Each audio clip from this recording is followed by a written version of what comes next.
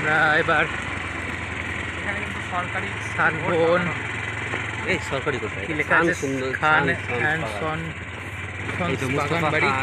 সরকারি প্রজেক্ট হলে আচ্ছা এইদিকে চলে আসছে সেটা।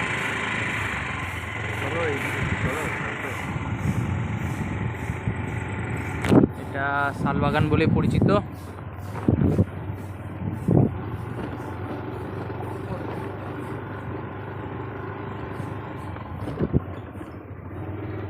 আর বেশি ঢুকাতে হবে না, আগে এখানে থাকা আবার ছেড়ে যাবে।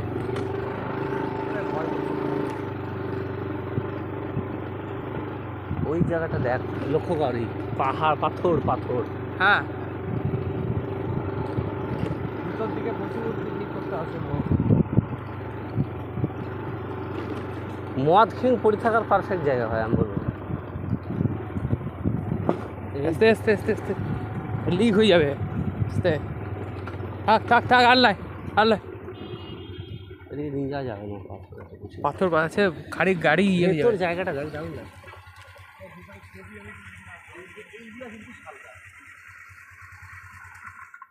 এই হচ্ছে একটু ভিতরে শালবাগান।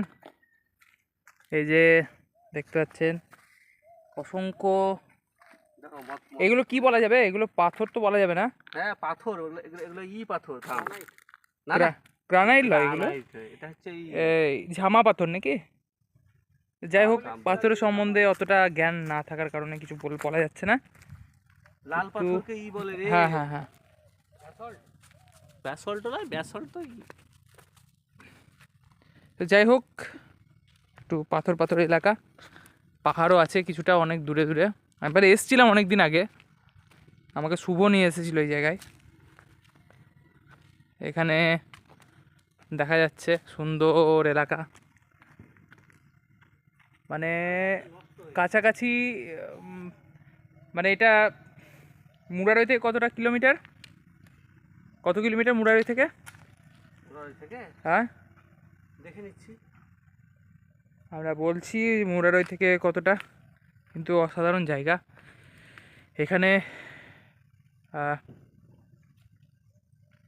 এত নিস্তব্ধতা, আর এখানে একটা যে ঝর্ণা টাইপের ছিল না, 12 কিলোমিটার ঝর্ণা টাইপের ছিল না এখানে, ঝর্ণা নাই। আচ্ছা যাই হোক, এখানে মুরারই থেকে এই শালবাগান 12 কিলোমিটার, 12 কিলোমিটার দূরে রয়েছে।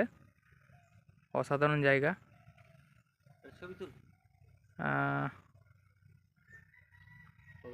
খুব সুন্দর। হ্যাঁ ছবি তুলি।